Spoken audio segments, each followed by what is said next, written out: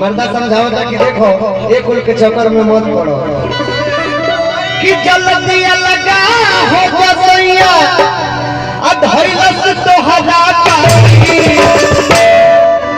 अब पहिली में हर छूट जाई तो अब दूसर बियाह हो जाई। अरे बोलोए धोती अरे कहां से दोबारा मिली माई। अगर लगे कि सही बात बात करते हुए जोरदार ताली बजा के स्वागत करें।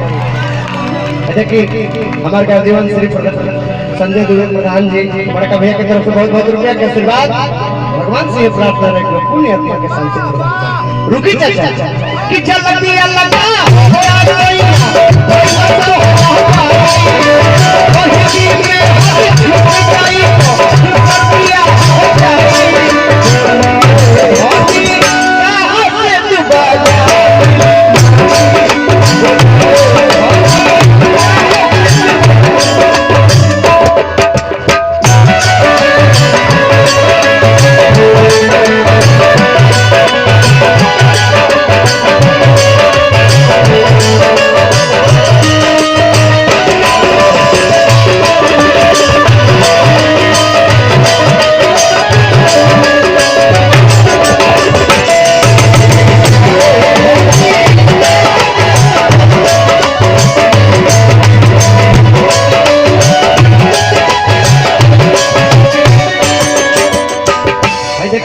हमार मुन्ना बहादुर भैया की तरफ से बहुत बहुत रुपया का आशीर्वाद। देखिए हमार भगवान पटेल जी की तरफ से बहुत बहुत रुपया का आशीर्वाद। भगवान से प्रार्थना है कि पुण्य आत्मा के शांति प्रदान करें। देखिए कृष्णा यादव वार्ड नंबर 50 बहुत बहुत रुपया का आशीर्वाद देने खाली पड़ते आशीष लोग माता समझावता कि जवन हम निकुल भाई कि बहिन के साथ अरे खैनी झूठे दूसरा के हाथ। देखिए हमारे मीरगू भैया की तरफ से 51 रुपया का आशीर्वाद। भगवान से ये प्रार्थना रही कि पुण्य आत्मा के शांति प्रदान करिए संगे संगे यहाँ के पद प्रतिष्ठा हमेशा बनल रहे। देखिए हमार बड़का भैया रवि साहनी जी की तरफ से बहुत बहुत रुपया का आशीर्वाद। भगवान से ही प्रार्थना रहे कि पुण्य आत्मा के शांति दे। देखिए हमारे छोट भाई सुदामा यादव जी जो उनकी प्रधान पद के प्रत्याशी बने ग्राम अमनपुरा के बहुत बहुत रुपया का आशीर्वाद देने। भगवान से ये प्रार्थना रही कि पुण्य आत्मा के शांति प्रदान करें कि जवन हम निकुल भाई बहिन एक साथ अखैनी झूठे तो दूसरा के हाथ।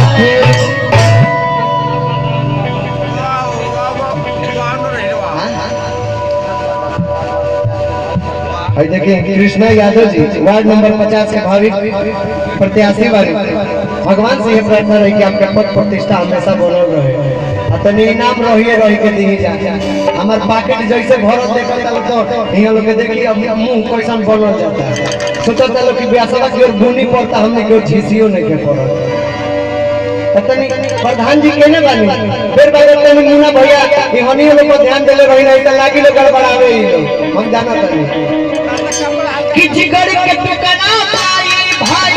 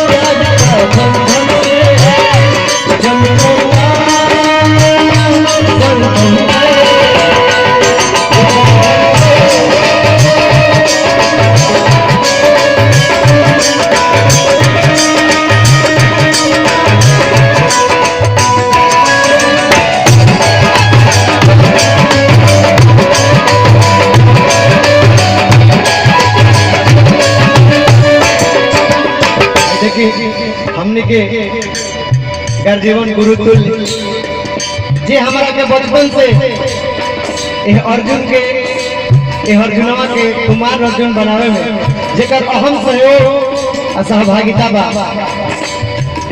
बिहार के सब इंस्पेक्टर हमने के हरि बाबा हरि शुक्ला जी के तरफ से बहुत बहुत रुपया का आशीर्वाद। भगवान से ये प्रार्थना रहे कि आपके पद प्रतिष्ठा हमेशा बनल रहे।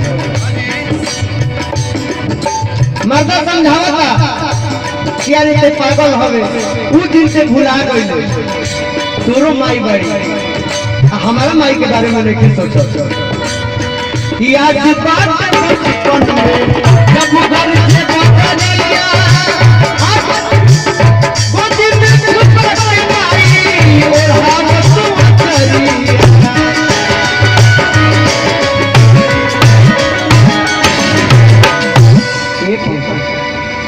कहत मरदा कि याद कहत बचपन में जब घर से बदलिया गोद में छुपा के माई ओल्हा मसुआ चलिया याद जब बाजार से पापा ले आवस मिठाई अब घर रही से बड़ बखरा देश गोद में बैठाई अब लोए धनी कहाँ से दोबारा